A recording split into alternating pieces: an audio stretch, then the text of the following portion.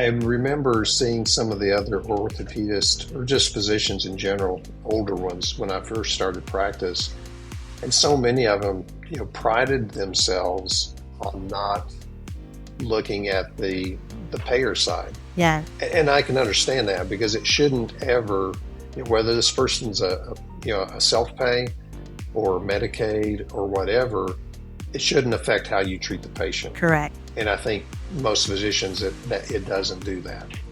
But to completely isolate yourself from that and say, well, I'm not going to have anything to do with the business side. Like it or not, you're a business person, and it's incumbent upon you to run that as a business. Welcome to UpMed, a journal of healthcare's race to the bottom, hosted by Dr. Erica Urquhart. Join Dr. Erica and her guests as they pull back the curtain and share a behind-the-scenes look at the healthcare industry, all while providing solutions for better patient care and management. Now, here's your host, Dr. Erica. I'm your host, Dr. Erica Rowe Urquhart, and I'm here with Dr. Brian Sims. And I would just like to say that he is an orthopedic surgeon, very much like myself, involved in the woes and the journey of private practice. But he has a very esteemed background, having a degree in pre-medicine from Amarillo College, a bachelor's of science in microbiology from Texas A&M University, and he obtained his medical degree from Texas Tech University in Lubbock and Amarillo, Texas. After completing his training, Dr. Sims went back for a master's of business administration degree from Texas Tech University. And I'm just very excited to have him here as a fellow orthopedic surgeon. Welcome, Dr. Brian Sims. Thank you, Erica. I appreciate it, and I look forward to this opportunity today.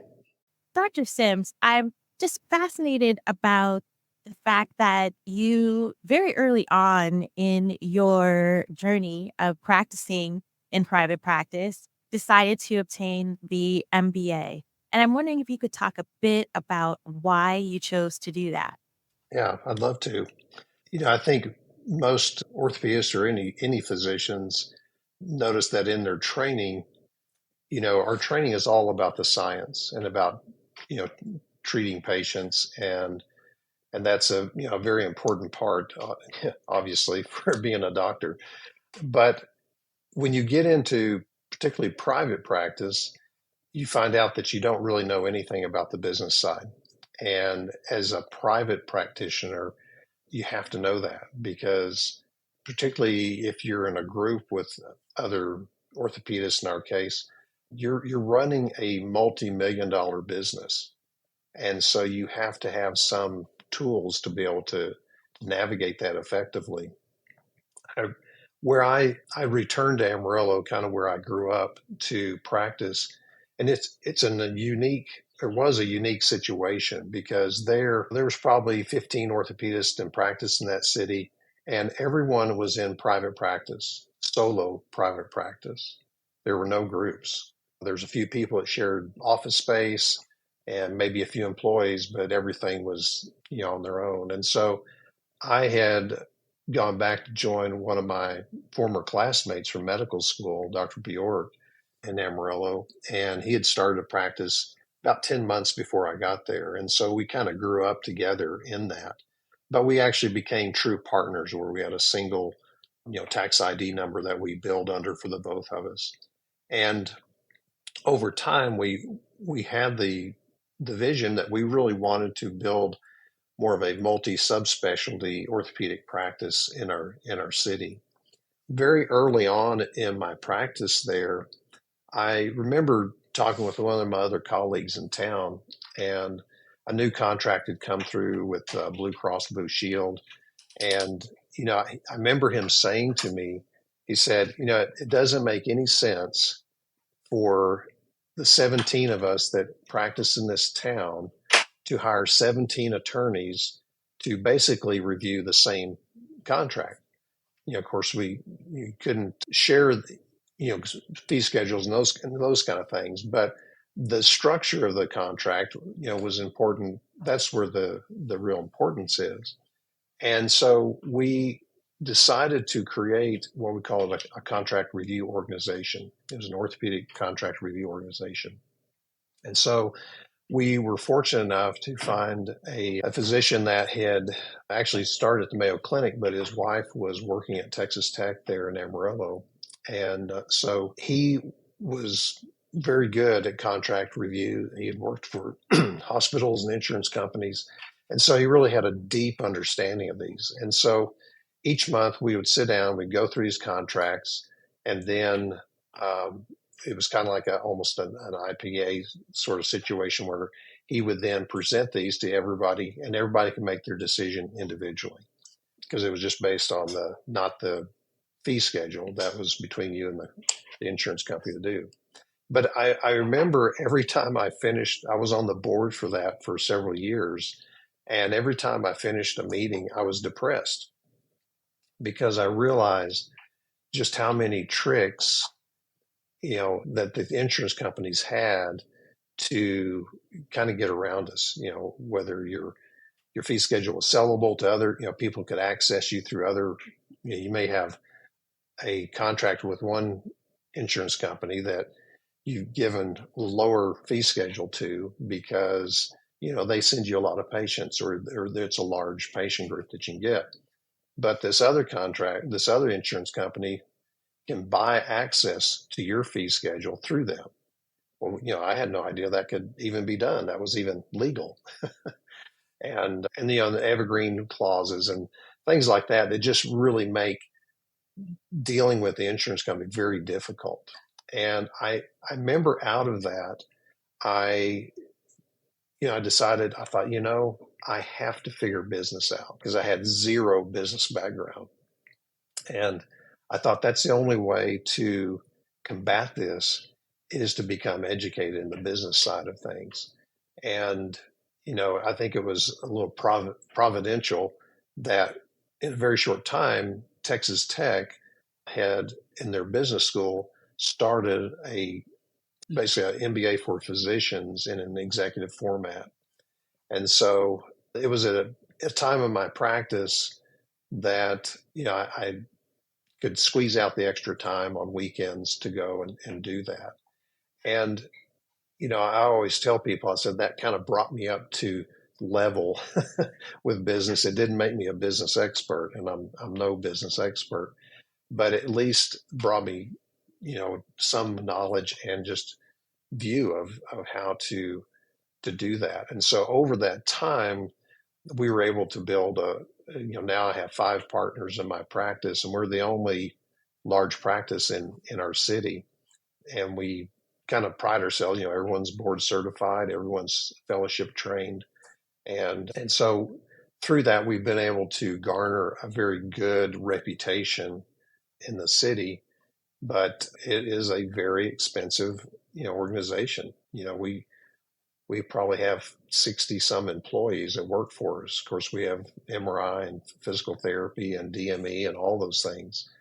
But I think a big question that comes to people is why do that? Why to go all that trouble of being independent when you could just take a job for the hospital across the street that has a physician group? And I guess that's where you sort of the independent side that I think my father kind of instilled in me when I was younger was important to, yes, I'm taking the risk, but I have the freedoms to be able to go with that. And I think that's a trade-off that we see in our society. And particularly, you look at the number of orthopedists that are seeking employment and not starting no practice. I mean, those of us like you and I are that are trying to do private practice are kind of dinosaurs in the area. Do you feel that way at times? Absolutely. I 100% concur that we're dinosaurs. That was the noun that I was going to choose as well. And just to sort of translate for those of our listeners who are not in medicine, fee schedule is essentially where you make an agreement for the types of work that you do, this is what they'll pay. So there are these codes in medicine called CPT codes, current procedural terminology code.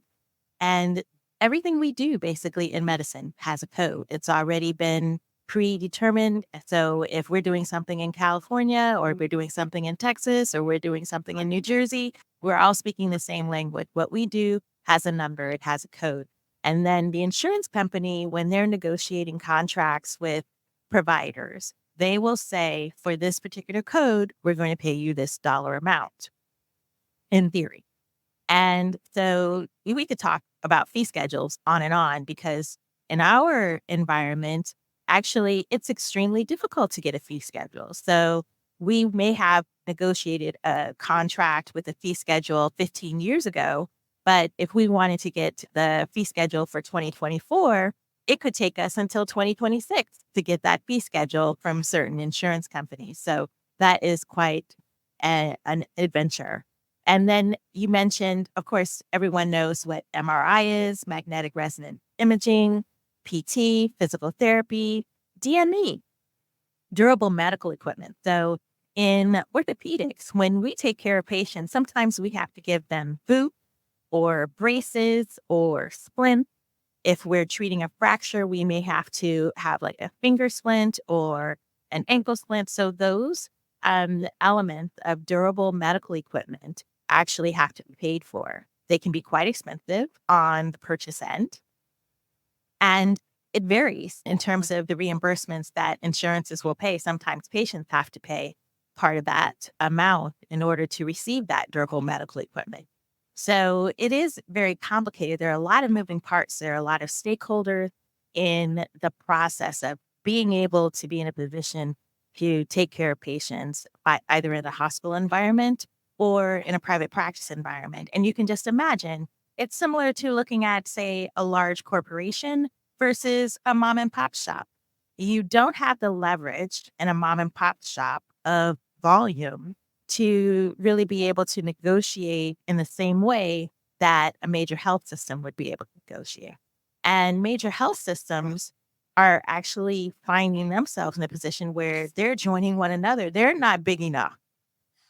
So Yeah. we're actually seeing the health systems getting bigger nationally so that they can actually deal with the issues of being able to work with those payers that are actually providing payment. So I mentioned this in one of my previous episodes, Dr. Sims, but I want to kind of throw this out to you to get your feedback, because I have a take on it, but it'd be nice to get someone else's take on it. So on April 7th, there was an investigative report in the New York Times where this particular journalist was able to obtain documents from an insurance carrier, Cigna. Do you have Cigna in Texas? Yes, we do.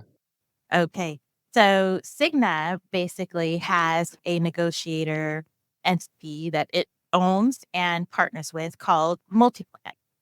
And Multiplan essentially has the role of negotiating with providers to reduce the rate that would be paid for a particular service. So, in this investigative report, in these private documents that should never have seen the light of day, essentially, there was a scenario where a facility charged for a particular service, we don't know what that service was, a round amount of about $1,100. Multiplan was able to negotiate a reduction in rate, and we'll just say generally down to, say, $130. So the provider received $130. Multiplan, or reducing the rate, received an amount slightly higher than the provider. Let's just say round numbers, $150.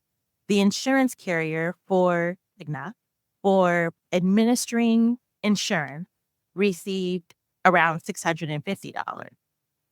And that's how the payments went for that particular charge.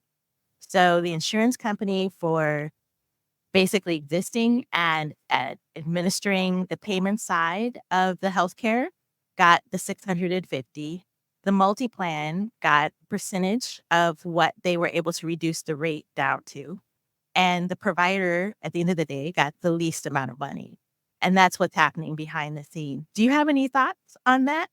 Well, I hadn't read that report, and that's very interesting. You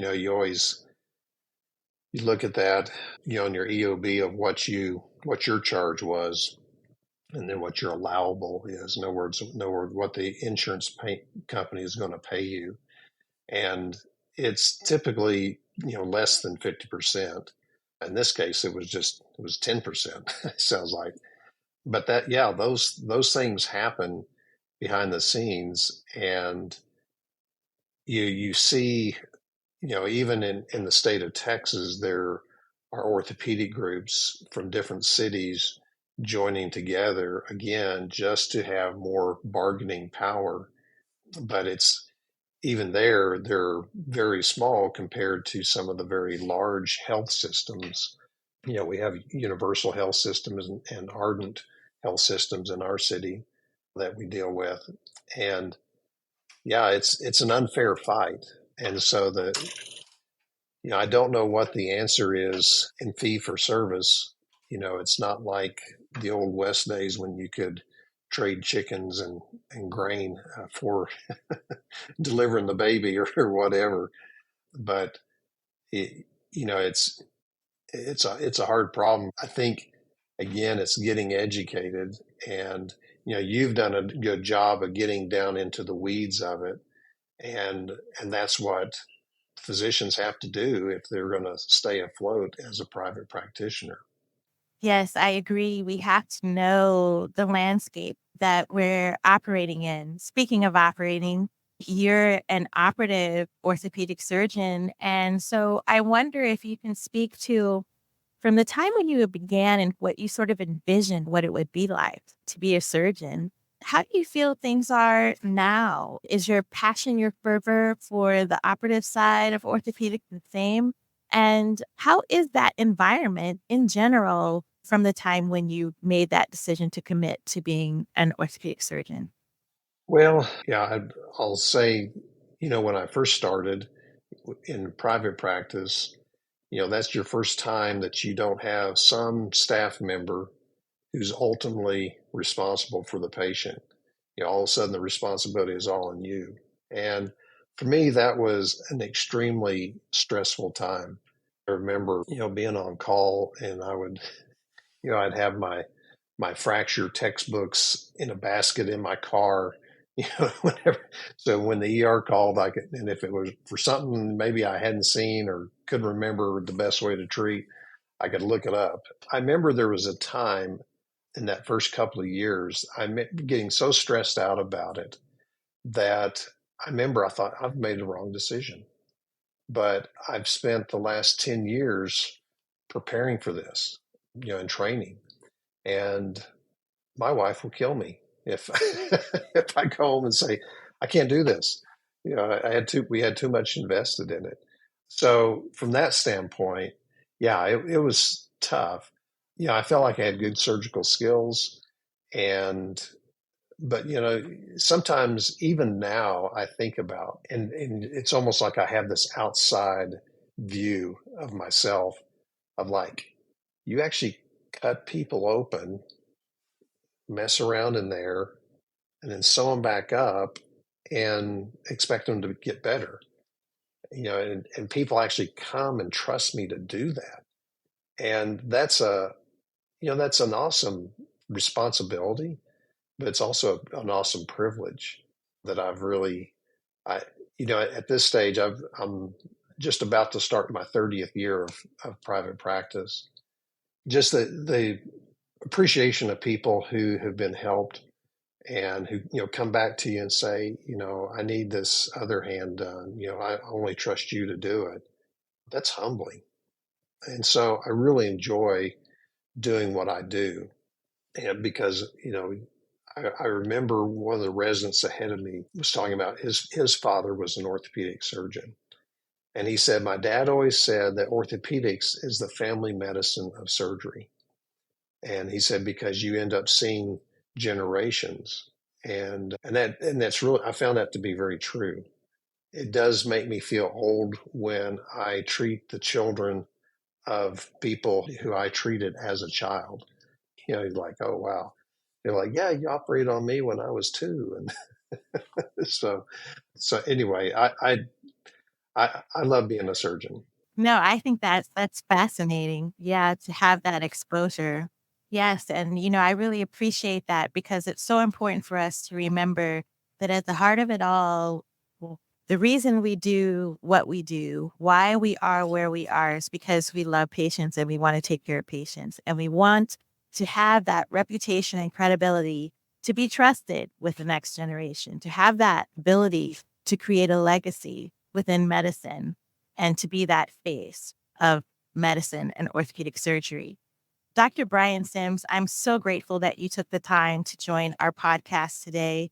We're so enlightened by your experience, your exposure, your expertise, and congratulations on 30 years in orthopedic surgical practice. Well, thank you.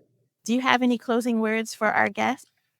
I would just say that, if there's anybody listening that is thinking about trying to go into medicine, a lot of people say, would you recommend going into medicine today? And I always say, medicine's really, it's kind of like being a pastor. It's a calling. And if you're doing it to, as a way of making money, you probably are not going to make it through all the training and the cost personally that it takes to get there, to do that. There's a lot, I'll say it this way, there's a lot easier ways to make money. But, if you feel called to do it, then I always say, make an effort to do it, pursue it. Because if it doesn't happen, then it doesn't happen, but you can live without any regrets. And that would be my main advice to anybody, a young person thinking about wanting to go into medicine or not, because I think it's still a worthwhile field. I would 100% agree. Your wisdom is well received because that's what we need to hear. And unfortunately, I think that's what the insurance companies and the other payers are sort of banking on. That we love medicine, we love our patients, and we'll do it no matter what.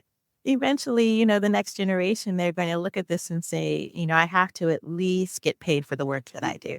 I remember seeing some of the other orthopedists or just physicians in general, older ones, when I first started practice. And so many of them, prided themselves on not looking at the payer side. Yeah. And I can understand that because it shouldn't ever, whether this person's a self-pay or Medicaid or whatever, it shouldn't affect how you treat the patient. Correct. And I think most physicians that it doesn't do that. But to completely isolate yourself from that and say, well, I'm not going to have anything to do with the business side. Like it or not, you're a business person, and it's incumbent upon you to run that as a business. And so, yeah. But I think you're right. I think you're right. The insurance companies are kind of banking on that. They're like, oh, you don't want to take the responsibility for the businesses. Trust us. We'll take care of it. Thank you so much, Dr. Brian Sims, for joining us on UpMed, the Journal of Healthcare's Race to the Bottom. Thanks for your invitation. It was fun. And we look forward to having our listeners join us in the future for another episode. Thank you. Thank you for listening to this episode of UpMed. For more information on Dr. Erica, visit her website at upmed.us and her LinkedIn profile at Erica Rowe Urquhart. To continue the conversation, visit and subscribe to our YouTube channel at Rowe Urquhart. And don't forget to hit the follow button on your favorite listening platform so you never miss an episode. We look forward to joining you next time on UpMed, a Journal of Healthcare's Race to the Bottom.